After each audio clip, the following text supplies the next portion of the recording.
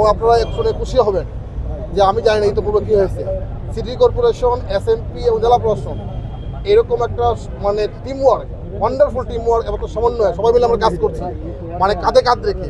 সুতরাং আমি মনে করি যে এই শহরে এবং এই মানুষজনের জন্য এটা একটা সৌভাগ্যের বিষয় যে আমরা সবাই এক মনে এক প্ল্যাটফর্মে একভাবে একসাথে কাজ করছি। এটা হলো যে এইটা হলো আমাদের জন্য সবার জন্য সুখবর যে আমাদের এই অভিযান অব্যাহত থাকবে। কোনোভাবেই এই শহরে আইন বা নিয়মের ব্যত্যয় ঘটবে বা অকারণ কোনো ধরনের অপরাধ করবে বা অকাজ করবে সেটা কোনোভাবেই আমরা অ্যালাউ করব না।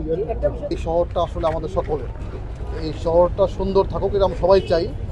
তো আমি প্রথমে ধন্যবাদ জানাই যে সমস্ত হকাররা আমাদের আদেশ মোতাবেক, নির্দেশ মোতাবেক তারা আজকে থেকে রাস্তায় বসে নেই, তাদেরকে আমি ধন্যবাদ জানাই।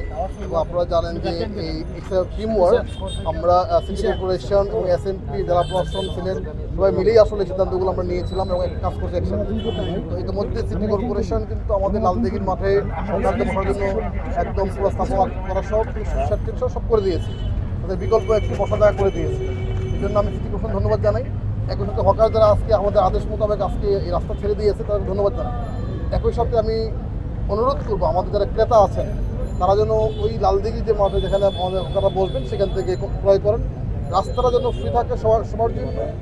আমরা এই শহরে যারা বসবাস করি তারা এখানে যেন আমরা অবশ্যই স্বাচ্ছন্দ্য চলাফেরা করতে পারি সেটা আমরা চেষ্টা করবো। এক নম্বর, কোনো দোকানদার যাতে কোনোভাবেই তার দোকানের সামনে কোনো হকার না বসতে দেয় সে তার দায়িত্ব।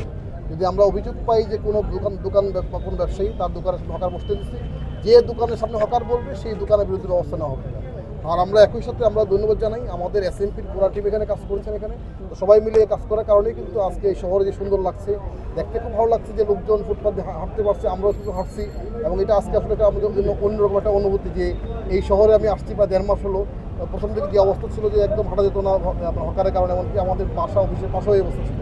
তো সেখানে আজকে অনেকটা সুন্দর হয়েছে, অনেক ক্লিন হয়েছে, মানে মুক্ত হয়েছে, হকার মুক্ত হয়েছে। এবং যেটা আসলে এই জেলা এবং এই শহরের জনগণ সবার দাবি ছিল, মানে স্টেপ বাই স্টেপ আগাচ্ছে।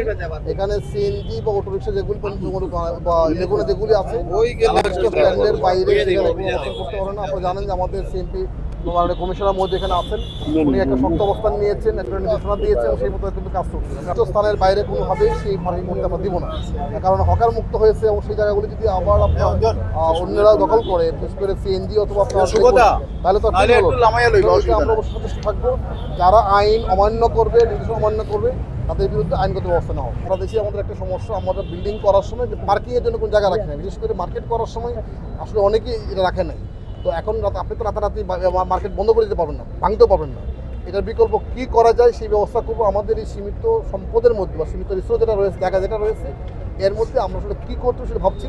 তবে তার চেয়ে বড় বিষয় হচ্ছে প্রত্যেকে আইন মানত, নিয়ম মানত।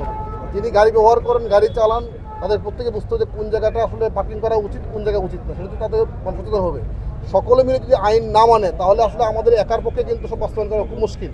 আমরা যেটা অনুরোধ করবো আমাদের সম্মানিত নাগরিকবৃন্দকে প্রত্যেকেই যেন দায়িত্বশীল আচরণ করেন, তাহলেই কিন্তু আমাদের এই শহরটা সুন্দর থাকবে। এই পবিত্র ভূমি, এই পবিত্র জেলা আমাদের সিলেট পুণ্যভূমি, এটা সুন্দর থাকবে। আমরা সকলে মিলে সেই চেষ্টাটাই করছি। মানে আমাদের সিটি কর্পোরেশন সেই স্থানটি তৈরি করে দিয়েছেন, সেখানে শেড বানিয়ে দিয়েছেন এবং আপনার স্থাপনা করে দিয়েছেন, রাস্তা করে দিয়েছেন এবং অত্যন্ত ফাইন। এই শহরের মধ্যে সবচেয়ে ভালো ওয়াশরুম ব্যবস্থা কিন্তু সেখানে আছে। সুতরাং আমি আশা করছি তারা সবাই এখানে যাবে, আস্তে যাবেন এবং আমাদের যারা ক্রেতা তারা যাবেন, আমরাও যাবো সেখান থেকে মানে কেনাকাটা করতে।